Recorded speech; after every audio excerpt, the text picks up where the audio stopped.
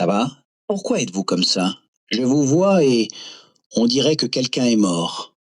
Eh bien, que penses-tu? Oui? Gilles est mort? Ah non, mais il est tellement occupé avec les choses de l'université qu'on dirait qu'il est mort. Non, je dois encore étudier les connecteurs logiques, faire des pages de livres d'anglais, lire les livres didactiques d'espagnol et Calme-toi. Pourquoi ne fais-tu pas quelque chose d'inhabituel? quelque chose d'inhabituel. Oui, oui, comme faire une vidéo pour ta chaîne YouTube. Cet tour est déjà plus mort que la licence en pédagogie de l'enfance à la libre.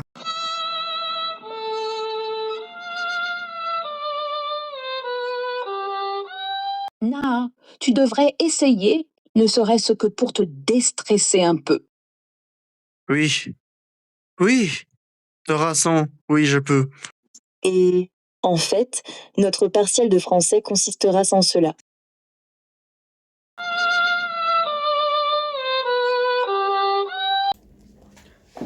Coucou mes amis, comme ça va? J'espère que vous allez bien. Désolé de ne pas avoir posté des vidéos ici, récemment, bien sûr. Mais aujourd'hui, c'est différent. Les vues de ces vidéos et d'analyser un peintre de mon peintre préféré, le thérapeute, peint par René Magritte en 1937. Mais avant de faire cela, je dois donner un peu de contexte. Alors, assieds-toi, prenez une chambre bien chaude et profitez de la vidéo. Aujourd'hui,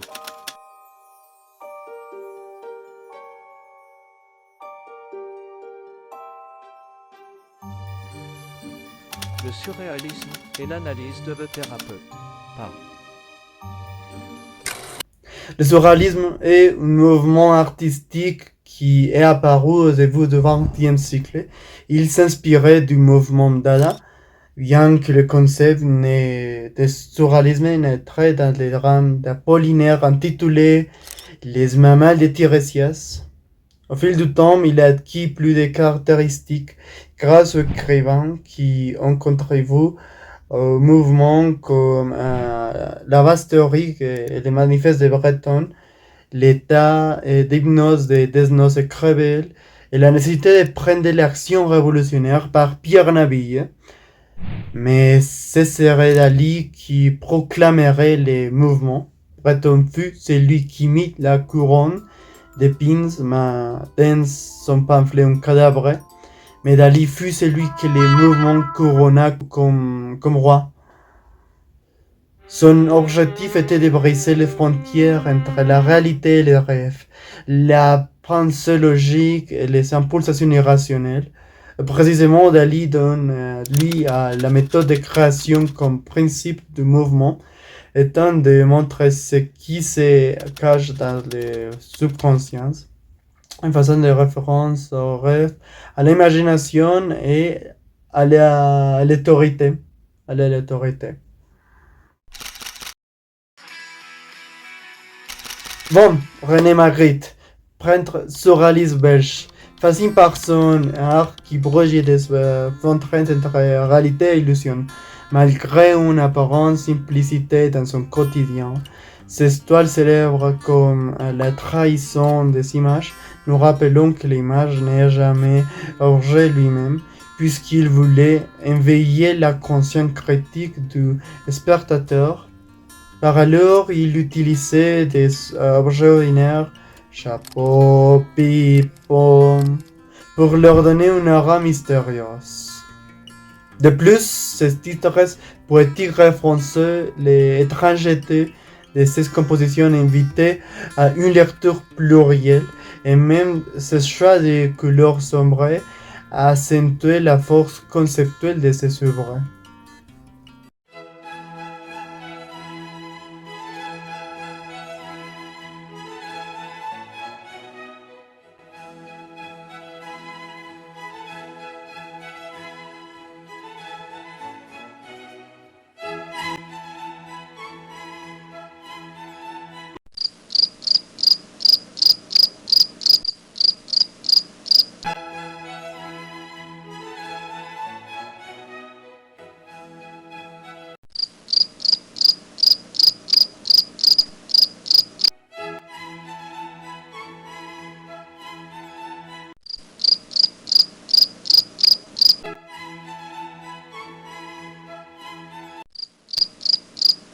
Vous savez quoi?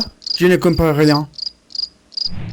Non seulement il a marqué le surréalisme, mais encore il a influencé la publicité, le cinéma et la culture visuelle contemporaine. Malgré les critiques initiales, son style est devenu emblématique et universellement reconnu puisque ces images défiant la logique. Elles nous obligeant à réfléchir sur la nature de la représentation. Bref, Magritte a transformé l'art en une permanente œuvre à l'interprétation.